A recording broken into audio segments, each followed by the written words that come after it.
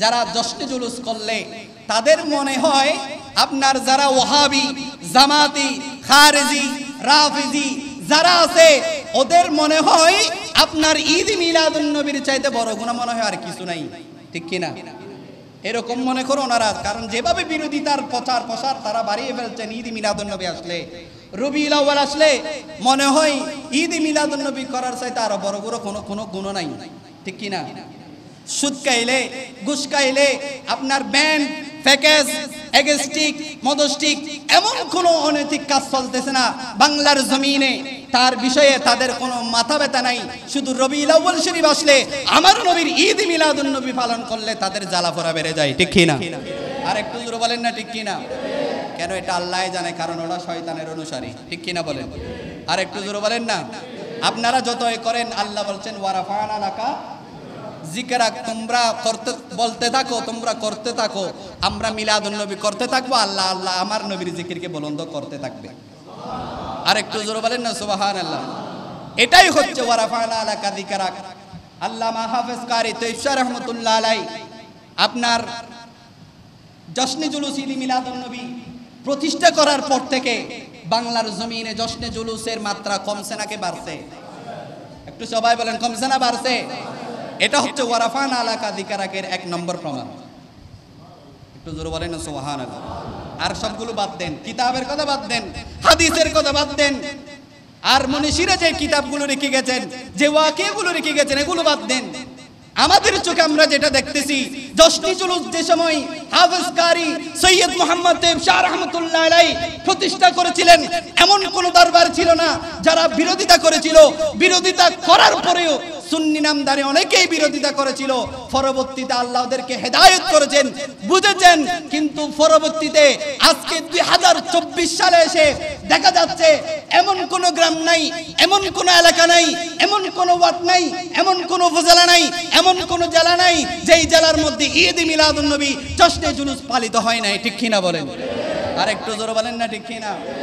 তাহলে এটাই হচ্ছে ওয়ারাফানা লাকা যিকরাক। দুনিয়ার কোন মানুষের কারণে, দুনিয়ার কোন মন্ত্রী মিনিস্টারের আগমনের কারণে আমরা খুশি হই নাই। আমরা নবী মুস্তাফা আখিরুজ জামান, সকল নবীর সেরা নবী এই এসেছেন, সেজন্য আমরা সকল নবীর সেরা নবী পৃথিবীর জমিনে আল্লাহ পাঠিয়েছেন। সেই দিনটাকে আমরা সকল ঈদের সেরা ঈদ মিলাদুন নবী হিসেবে পালন করি। সুবহানাল্লাহ। আর একটু জোরে বলেন না সুবহানাল্লাহ।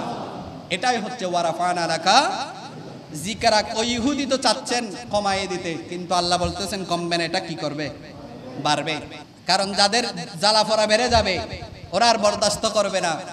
বিজয়নগর, ব্রাহ্মণবাড়িয়া জশ্নে জুলুস ঈদ মিলাদুন নবীর সবুজ পাগড়ি তো অনেক ছাত্রের গায়ে আগুন লাগিয়ে দিয়েছে। নাউজুবিল্লাহ। আর একটু জোরে বলেন না নাউজুবিল্লাহ। গতকালও বিজয়নগরে ঘটনা ঘটেছে। কেন? তোমাদের ভালো না লাগলে তোমরা সাইড হয়ে যাও। তোমাদের অনেক কিছু আমাদের ভালো লাগে না। আমরা তো কোনোদিন সুন্নিরা দিয়ে তোমাদেরকে অ্যাটাক করি নাই, ঠিক কিনা বলেন? আমরা তো কোনোদিন তোমাদেরকে লাঠি চার্জ করি নাই, লাঠি পিটা করি নাই। তোমাদের জন্য তোমরা মামুনুল হক বের হয়েছে, তোমরা র্যালি করেছে, এটা তোমাদের জন্য জায়েজ। আর আমরা মিলাদুন নবীর মাহফিল করলে এটা তোমরা না জায়েজ দাও। নাউজুবিল্লাহ বলেন না। আর একটু জোরে বলেন না নাউজুবিল্লাহ। তোমাদের ভালো না লাগলে তোমরা ঘরে বসে নাকে তেল দিয়ে ঘুমাও, সমস্যা নাই। আমরা আশিক রাসূল, আমরা সুন্নি ঈদ মিলাদুন নবী, তোমাদের পড়াচ্ছে কেন? ঠিক কিনা বলেন? আর একটু জোরে বলেন না। এভাবে হলে তো আপনার একটা দাঙ্গা লাগার সম্ভাবনা আছে। যেমন ইতিপূর্বে কোন সময় সুন্নিরা লাঠি হাতে নেয় নাই, কিন্তু এখন ওনারা যখন বাধ্য করছেন লাঠি হাতে নেওয়ার জন্য, তাহলে নিতে হবে, ঠিক কিনা? আর একটু জোরে বলেন না। কারণ ইট মারলে পাটকেল খেতে হবে। আমরা এতদিন বসেছিলাম, কিন্তু দেখা যাচ্ছে ওনারা আমাদের এই সরলতাকে দুর্বলতা মনে করছে। নয়, আমরা দুর্বল নই। আমরা ওই নবীর গোলাম যেই নবী আমাদেরকে উত্তম আদর্শ শিক্ষা দিয়েছেন। উত্তম আদর্শ বাস্তবায়ন করার জন্য যেই নবী আমাদেরকে শিক্ষা দিয়েছেন, এই নবীকে আল্লাহ রাব্বুল আলামিন পৃথিবীর জমিনে পাঠিয়েছেন। সেই নবীর আদর্শ আমাদের অন্তরে আছে বিধায় আমরা সহসা লাঠি নিতে পারি না, ঠিক কিনা? তাই বলে মনে করিও না বদরের যুদ্ধ শুরু হয়ে গেলে, কারবালার যুদ্ধ শুরু হয়ে গেলে ইমাম হুসাইনের তলোয়ার আবার হাতে চলে আসবে। আর একটু জোরে বলেন, ঠিক কিনা? বদরের জমিনের যুদ্ধ শুরু হয়ে গেলে, কারবালার ইমাম হুসাইনের প্রেক্ষাপট শুরু হয়ে গেলে তখন ইয়াজিদ যখন লাঠি শুটানে বের হবে, হুসাইনি দল আর বসে থাকবে না। হুসাইনি দলের হাতেও সেই জুলফিকারের তলোয়ার, ইমাম হুসাইনের এই আত্মশুদ্ধি, ইমাম হুসাইনের শক্তি নিয়ে আবার মাঠে নেমে যাবে। ঠিক কিনা বলেন? আর একটু জোরে বলেন না ঠিক কিনা? তখন কিন্তু তোমরা পালাবার আর পথ পাবে না। সেজন্য যারা শান্তিপ্রিয় তাদেরকে শান্তিতে থাকার জন্য অনুরোধ করছি। আমিন বলেন। আর একটু জোরে বলেন না আমিন। জন্মলগ্নে আল্লাহ শুধু আসমান থেকে ফেরেশতা নাজিল করেছেন নয়, আল্লাহ জান্নাত থেকে হাওয়া, আসিয়া, হাজরা আলাইহিস সালামকে পাঠিয়েছেন। এই আম্বিয়া আলাইহিস সালামের বিবিগণ, এই আম্বিয়া আলাইহিস সালামের মাগণ, যাও যাও তোমরা চলে যাও, যে এখন আব্দুল্লাহর ঘরে আমার মাহবুব নবীর মিলাদ হবে, তোমরা মা আমিনা আলাইহিস সালাতু ওয়াস সালামকে তোমরা সঙ্গ দাও। চিৎকার করে বলুন সুবহানাল্লাহ। আর একটু জোরে বলেন না সুবহানাল্লাহ। তেমনি ভাবে আল্লাহ রাব্বুল আলামিন আপন মাহবুবের শানকে বুলন্দ করেছেন। শুধু তাই নয়, আল্লাহ কিভাবে আমার নবীর শানকে বুলন্দ করেছেন, ওয়ারাফা'না লাকা যিকরাক। আল্লাহ বলছেন, এ পৃথিবীর জমিনের মানুষ, নবী বলো, আম্বিয়া আলাইহিস সালাম বলো, তাদের আসার মাধ্যম ছিল তাদের মায়ের লজ্জাস্থান দিয়ে, জরায়ুর স্থান দিয়ে। কিন্তু আমার আপন মাহবুব নবীকে আমি তার মায়ের লজ্জাস্থান দিয়ে পাঠাই নাই। আমি এমন একটা কৌশল, এমন একটা জিনিস দিয়ে, এমন একটা ব্যবস্থার মাধ্যমে আপন মাহবুব নবীকে পাঠিয়েছি, পৃথিবীর জমিনের আগ পর্যন্ত এভাবে জন্মগ্রহণ আর কেউ করবে না। চিৎকার করে বলুন সুবহানাল্লাহ। আর একটু জোরে বলেন না সুবহানাল্লাহ। আল্লাহ রাব্বুল আলামিনের দ্বারা সম্ভব কিনা? একটু কথা বলেন। আল্লাহর দ্বারা এটা সম্ভব কিনা? অনেকে বলবেন কেন না, সমস্ত সৃষ্টি তাদের মায়ের জরায়ুর স্থান দিয়ে, লজ্জাস্থান দিয়ে আসেন, কিন্তু আপন মাহবুব লজ্জাস্থান দিয়ে আসে নাই, ডান পাজরের পার্শ্ব দিয়ে একটা ছিদ্র হয়েছে। মা আমেনা বলছেন, সেই ছিদ্র দিয়েই আমি দেখতেছি একটা আলো বের হচ্ছে। চিৎকার দিয়ে বলুন সুবহানাল্লাহ। আর একটু জোরে বলেন না সুবহানাল্লাহ। আল্লাহ রাব্বুল আলামিনের দ্বারাই সম্ভব। কেন সম্ভব? আদম আলাইহিস সালামকে আল্লাহ বানিয়েছেন কোনো বাপ ছাড়া। ঠিক কিনা? আর একটু জোরে বলেন না ঠিক কিনা? হাওয়া আলাইহিস সালামের কোনো মা ছিল না। মা ছাড়া আদম আলাইহিস সালামের বাম পাজর থেকে আল্লাহ রাব্বুল আলামিন হাওয়া আলাইহিস সালামকে বানিয়েছেন। আর একটু জোরে বলেন না সুবহানাল্লাহ। ঈসা আলাইহিস সালাম, ওনার কোনো বাপ ছিল না। আল্লাহ রাব্বুল আলামিন রূহুল আমিনের জিবরাইলের ফুৎকারের মাধ্যমে আল্লাহ ওই ফু থেকে আল্লাহ একজন জলিলুল কদর আম্বিয়া, জলিলুল কদর নবী হযরত ঈসা আলাইহিস সালামের জন্ম হয়েছে। তাহলে বোঝা যায় যেহেতু বাপসারা আল্লাহ বাপসারা আল্লাহ রাব্বুল আলামিন আদম সফিউল্লাহকে বানিয়েছেন, কোন মা বাপসারা আল্লাহ রাব্বুল আলামিন হাওয়া আলাইহিস সালামকে বানিয়েছেন, কোন বাপসারা আল্লাহ রাব্বুল আলামিন ঈসা রূহুল্লাহকে বানিয়েছেন, পৃথিবীর জমিনে পাঠিয়েছেন। সেই জন্য আল্লাহর দ্বারাই যেহেতু সম্ভব, পৃথিবীর জমিনে সমস্ত ব্যক্তি, সমস্ত নবীগণ যদিও তাদের মায়ের লজ্জাস্থান দিয়ে পৃথিবীর জমিনে এসেছে, আমার নবী লজ্জাস্থান দিয়ে আসে নাই। আমার নবী স্পেশাল একটা জায়গা দিয়ে আল্লাহ রাব্বুল আলামিন পৃথিবীর জমিনে আমার নবীর মিলাদ করেছে। চিৎকার করে বলুন সুবহানাল্লাহ। আর একটু জোরে বলেন না সুবহানাল্লাহ।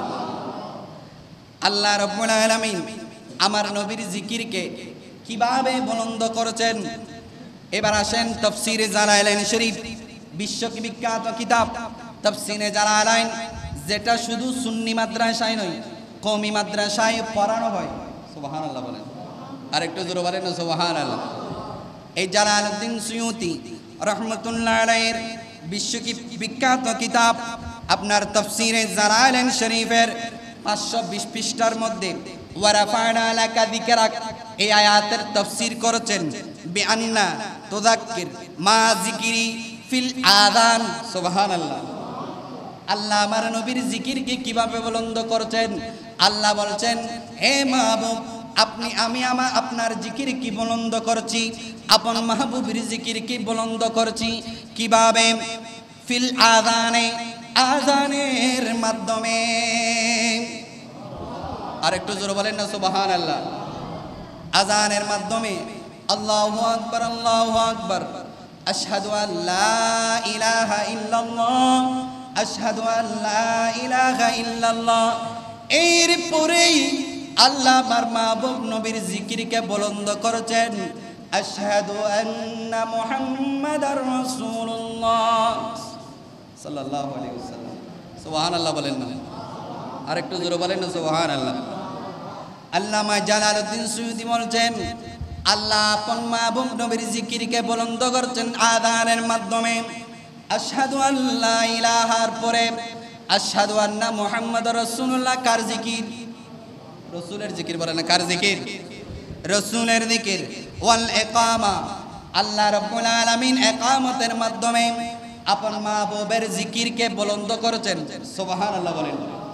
এরপরে ওয়াত তাশাহুদ, তাশাহুদের মধ্যে আমরা যখন নামাজ পড়ি, আমরা যখন বৈঠক করি, আমরা যখন আত্তাহিয়াত পড়ি, আসসালামু আলাইকা ইয়া আইয়ুহান নাবিয়্যু ওয়া রাহমাতুল্লাহি ওয়া বারাকাতুহু। সুবহানাল্লাহ বলেন। আরেকটু জোরে বলেন না সুবহানাল্লাহ। এই ওয়ারাফানা লাকা যিকরাকের তাফসীর।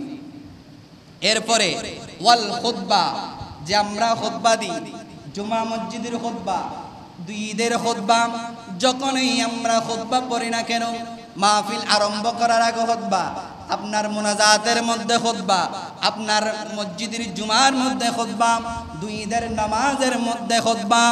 আমার আল্লাহ বলেন, হে আমার মাহবুব, আপনার জিকির আমি এমন ভাবে বুলন্দ করলাম, এমন ভাবে মর্যাদাকে বুলন্দ করেছি, এমন ভাবে আপনার জিকিরকে বাড়িয়েছি। আযানের মধ্যে আমি আল্লাহর পরে আপনার জিকির, ইকামতের মধ্যে আমি আল্লাহর পরে আপনার জিকির, আপনার তাশাহুদের মধ্যে আমি আল্লাহর জিকিরের পরে আপনি নবীর জিকির, খুতবার মধ্যে আমি আল্লাহর জিকিরের পরে আপনি নবীর জিকির। এমন কোন জায়গা নাই যেই জায়গার মধ্যে আপনি নবীর জিকিরকে আমি বুলন্দ করি নাই। ওয়া মাইয়ুতিল্লাহ ফাকাদ আতাল্লাহ, চিৎকার করে বলুন সুবহানাল্লাহ। ওয়া মাইয়ুতির রাসূলা ফাকাদ আতা আল্লাহ, যে আল্লাহর রাসূলের ইতাআত, এটা আল্লাহর ইতাআত। সুবহানাল্লাহ। আরেকটু জোরে বলেন না সুবহানাল্লাহ। সবখানেই আল্লাহ রাব্বুল আলামিন আপন মাহবুবের জিকিরকে বুলন্দ করেছেন। আরেকটু জোরে বলেন না সুবহানাল্লাহ। আল্লাহ কাফার মা আলম নশরাহ লাকা সদরাক, মনসুব है जिसे वरफा नालका ذکرक। सुबहानल्लाह। जिस ज़ात का कुरान में भी जिक्र जली है, ओह मेरा नबी मेरा नबी, ओह मेरा नबी मेरा नबी है, वो मेरा नबी मेरा नबी मेरा नबी है, वो मेरा नबी मेरा नबी। अल्लाह का फरमा अलम नशरह लका सदरक, मनसूब है जिसे वरफअना लका ज़िक्रक। सुभान अल्लाह बोले। जिस ज़ात का कुरान, जिस ज़ात का कुरान में भी जिक्र जली है, वो मेरा नबी है, वो मेरा नबी मेरा नबी। हजरत मुजाहिद রাদিয়াল্লাহু তাআলা বলেন, এতক্ষণ জালালউদ্দিন সুয়ুতী বলেছেন যে ইকামত, আযান, তাশাহুদ, খুতবা ওয়া গায়রি, এমন কোন জায়গা নাই, এমন কোন স্থান নাই যেই জায়গার মধ্যে আমি আল্লাহর পাশাপাশি আমি আপন মাহবুবের জিকিরকে বুলন্দ করেছি। চিৎকার করে বলুন সুবহানাল্লাহ। ইমাম মুজাহিদ রাদিয়াল্লাহু তাআলা বলেন, আল্লাহ এমন ভাবে আমার রাসূলের জিকিরকে বুলন্দ করেছেন, আল্লাহ রাব্বুল আলামিন মুসলমান বনার জন্য, ইমানদার বনার জন্য যে কালেমা আল্লাহ রাব্বুল আলামিন আমার নবীর মাধ্যমে পৃথিবীর জমিনে প্রেরণ করে দিয়েছেন। আমার আল্লাহ বলেন, আমি আল্লাহর জিকিরের পাশাপাশি, লা ইলাহা ইল্লাল্লাহর পাশাপাশি মুহাম্মাদুর রাসূলুল্লাহ সাল্লাল্লাহু আলাইহি ওয়াসাল্লামের জিকিরও আমি ফরজ করে দিয়েছি। চিৎকার করে বলুন সুবহানাল্লাহ। এটার নাম হচ্ছে ওয়ারাফানা লাকা। আরেকটু জোরে বলেন ওয়ারাফানা লাকা। মুসা আলাইহিস সালামের তাওরাত কিতাব বিশাল একটা বড় কিতাব, যেই কিতাবটা 70টা ঘোড়ার সাওয়ারি লাগতো এক জায়গা থেকে আরেক জায়গায় নেওয়ার জন্য। সুবহানাল্লাহ। ওই তাওরাত কিতাব এক সময় মুসা আলাইহিস সালামের একজন উম্মত তাওরাত কিতাব পড়তেছিলেন। ওই সময় তাওরাত কিতাব পড়তে পড়তে এক জায়গায় গিয়ে আমার রাসূলের আসমানে একটা নাম, জমিনের একটা নাম। আমার রাসূলের আসমানি নাম হচ্ছে আহমদ, আমার নবীর জমিনের নাম হচ্ছে মুহাম্মদ সাল্লাল্লাহু আলাইহি ওয়াসাল্লাম। সুবহানাল্লাহ বলেন। ওই দুইটা নাম যখন দেখলেন, ওই ইহুদের মনে একটা হিংসা চলে আসছে। আহমদ মুহাম্মদ নাম কেন এই তাওরাত কিতাবে থাকবে? উনি কি করলেন, ওই পৃষ্ঠা থেকে ওই আহমদ এবং মুহাম্মদ নামগুলো তুলে ফেললেন। নাউজুবিল্লাহ বলেন। আর একটু জোরে বলেন না নাউজুবিল্লাহ। তুলে ফেললেন। এরপরের দিন আবার তাওরাত কিতাব নিয়ে বসলেন, আবার পড়া শুরু করলেন।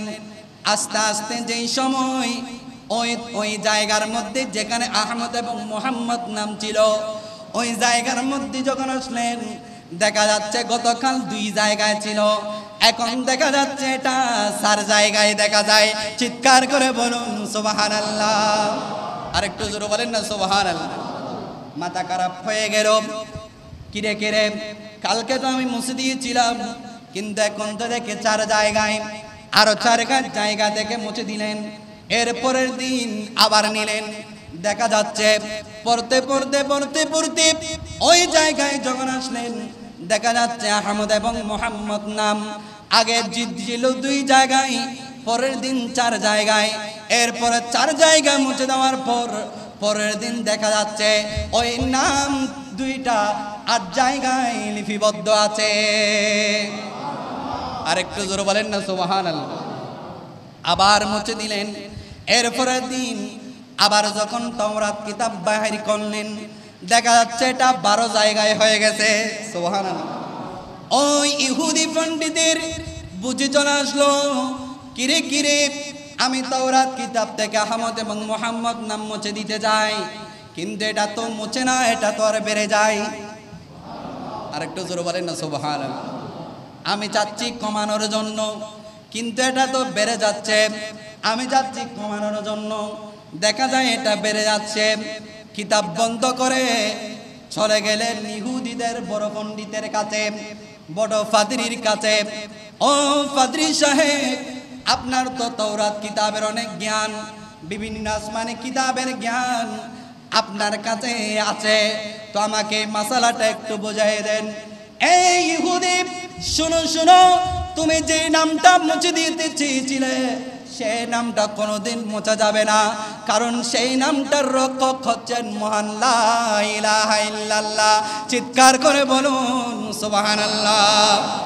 কারণ আল্লাহ রাব্বুল আলামিন এই আহমদ এবং মুহাম্মদ নামের কারণে আমাকে বানিয়েছেন, তোমাকে বানিয়েছেন, এই কিতাব বানিয়েছেন। নয়, এই কিতাব যেই নবীর উপর এসেছে, সেই নবীকে পর্যন্ত বানিয়েছে ওই আহমদ এবং মুহাম্মদ নামের কারণে। আরেকটু জোরে বলেন না সুবহানাল্লাহ। তখন জিজ্ঞেস করলেন, মুসা আলাইহিস সালাম তো চলে গেছে, আজকে অনেক বছর, 1000 বছর হয়ে গেছে, এই নামটা এখনো রয়ে গেছে।